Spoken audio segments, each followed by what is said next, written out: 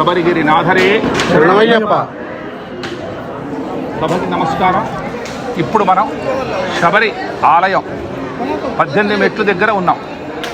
షట్చక్రాలో ఇది అల్టిమేట్. దీన్ని మించిన ఆలయం లేదంటారు అయ్యప్ప స్వామి ఆలయాల్లో.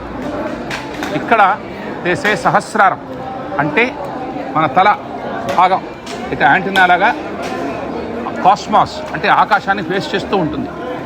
స్వామివారు యోగముద్ర.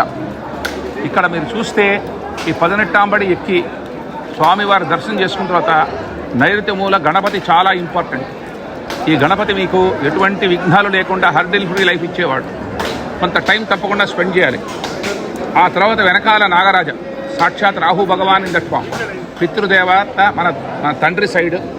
ఈయన మనకి మంచి మొబిలిటీ, శత్రు సంహారం, మంచి ఆరోగ్యం, ధనం ఇవన్నీ సమకూరుస్తాడు.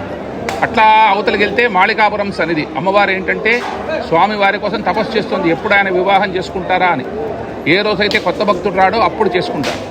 కనుక ఇవన్నీ ఇక్కడ చూడవలసిన విశేషాలు. 18 దగ్గరగా ఉన్నది వావర్ స్వామి. మనం ఏంటంటే ప్రతి వాడిని జాతి, మత, లింగ భేదాలతో చూస్తాం. స్వామివారు అట్లా చూడలేదు. ఈ వావర్కి మగిషి సంహారంలో వావర్ హెల్ప్ చేసినందుకు, ఆయనకి సహాయం చేసినందుకు ఆయనకి ఏం చేశారంటే ఇక్కడ స్థానం ఇచ్చారు ఆయనకి. కనుక ఈ గుడి ఏంటంటే చాలా పవిత్రమైన గుడి. ఒకటి ఆధ్యాత్మికంగా చాలా ఎదగచ్చు ఈ గుడి, ఈ స్వామివారిని నమ్ముకుంటే. ఫస్ట్ ఏంటంటే మీ కష్టాలన్నీ తొలగిస్తాడు. ఆయన ఏంటంటే ఉన్మత్త భైరవుడు. ఆయన భీషణ భైరవుడు. ఉన్మత్త భైరవుడు అంటే జ్ఞానం ప్రసాదించే, వివేకం ప్రసాదించే దేవుడు. అట్టనే భీషణ భైరవుడు అంటే కాంప్రమైజ్. ఏమీ లేదు, నీకు ఏది కావాలో అది తప్పకుండా సమకూర్చే దేవుడు. అన్నీ సమకూరుస్తాడు. ఫైనల్గా ఏంటంటే ఆయన దగ్గర చేర్చాలి అంటే ఆయన ఏంటంటే ఇవన్నీ స్ట్రిప్ చేసి ఫైనల్గా తీసుకెళ్తాడు. ఒకటి మంచి జడ్జిమెంట్.